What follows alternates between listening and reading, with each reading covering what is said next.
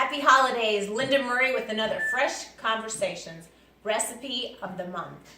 As I was readying my house for the holidays, I ran across this apron that my grandmother made decades ago, probably in the 60s or 70s. You can see there's a lot of intricate work in there, a lot of detailed work in the cross-stitchery.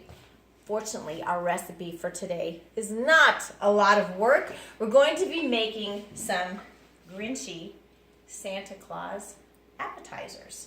These are super, super easy, super tasty, and super fun to make. So I've started off with, you can either use a long toothpick, maybe you won't be able to find those in your market area. You can use a longer cocktail plastic fork, or you can use these tiny little stir sticks, and that's what I've opted to use. I've taken my fresh produce and washed it. I've got the green grapes, purchased the longest, biggest ones you can find. Bananas, you want them to be slightly underripe. A mushy ripe banana will not work for this recipe.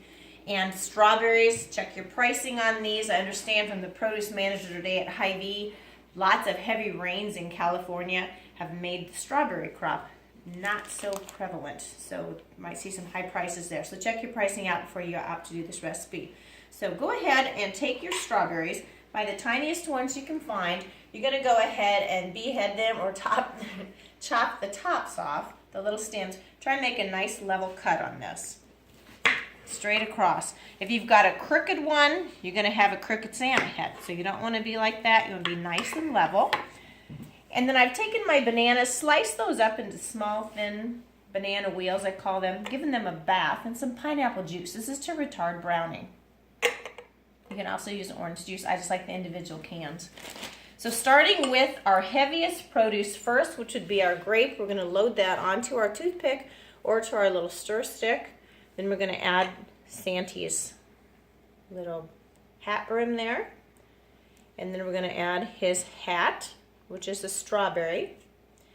And the very top, of course, of Santa's hat is going to be the little marshmallow.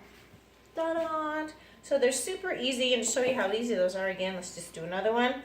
So we're going to go grape, strawberry. Try to center that over, or banana rather. It's late, I can't remember my fruits. Strawberry and marshmallow. There you have it. Aren't they cute? He's a mean one, Mr. Grinch. Da-dun, da-dun, da-dun. Okay, so that's those. Then we're going to move on to our eggnog smoothie, which is just as simple. Starting off with 1 cup of eggnog. Remember, this is a pasteurized egg product, so you don't have to worry about that.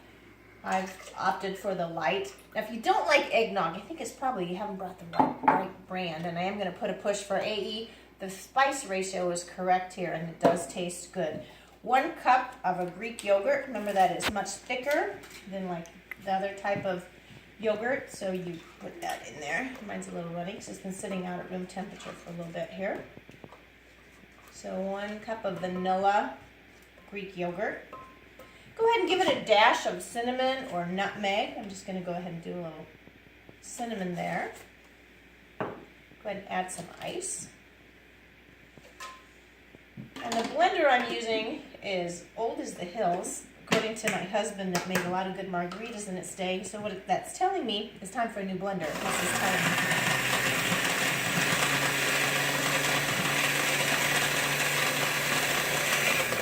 Now my old blender is going to take longer than that to blend this up. In the context of time, we're just going to go ahead, and it makes a nice, probably 2 cups worth.